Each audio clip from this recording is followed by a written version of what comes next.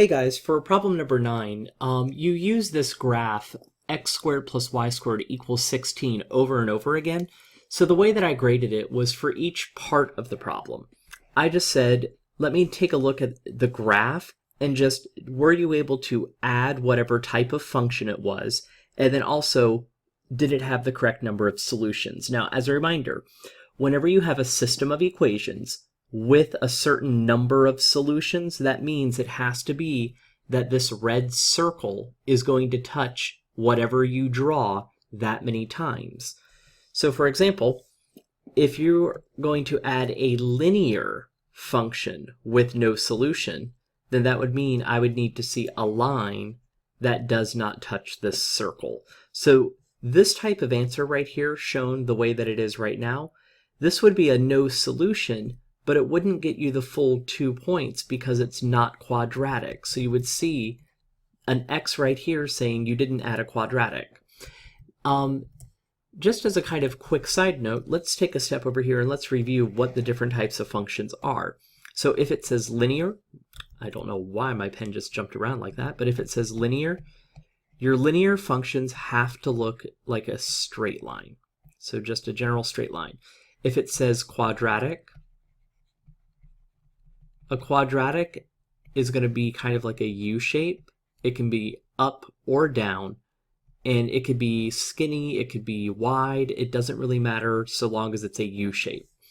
Your other types of graphs, you can have square root. And remember, square root starts as a single dot and then makes a hill, and it can go in whatever direction you need it to go in. You can also have absolute value. And this is the one that probably most people have struggled with because it has to make a V shape with a very hard point right here. It can open up or down, but where some people made a mistake is they did absolute values that looked something like this.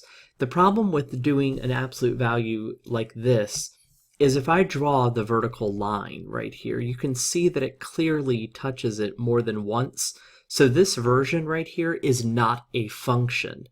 And that's something to be aware of when you're drawing your graphs. If it says be sure to add a linear function or a quadratic function, you need to make sure that it also passed the vertical line test. So just as a reminder, part A right here, given this green graph, this is a no solution, but it's not quadratic. It will not get you full credit. Taking a look at part B, here it says they want you to add a linear function with only one solution. So that means you need to make sure that you're adding a linear graph that will touch this red circle one time and one time only. Where a lot of individuals made a mistake in this one is some individuals thought that, well, if they just make a dot right here and then put a dot right here, that would mean that their line would go something like this. And to a degree, that's correct. You can draw it like this, but remember, a line keeps going in both directions. So I could also draw the other part of the line going this way. So you have to make sure that you're aware that a linear graph goes in both directions forever. So this right here actually creates two solutions. So yes, this is linear, but no, it touches more than one time, so it's not only one solution. And then here, the absolute value function. The most common mistake that people made was they drew something like this. Well, this is wrong on two different levels. First, it's not an absolute value. It's a quadratic. So this would not be an absolute value function. And then what was interesting is I saw several people say, oh, there's a solution because it touches here and here. That's correct. They also put green dots right here on the x-axis. This is not correct. These two green dots right here are not system solutions.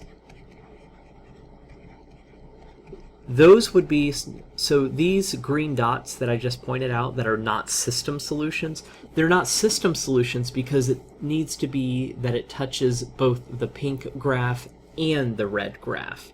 The only thing that these two green dots are is they are solutions to the pink graph, but they are not solutions to the system of equations.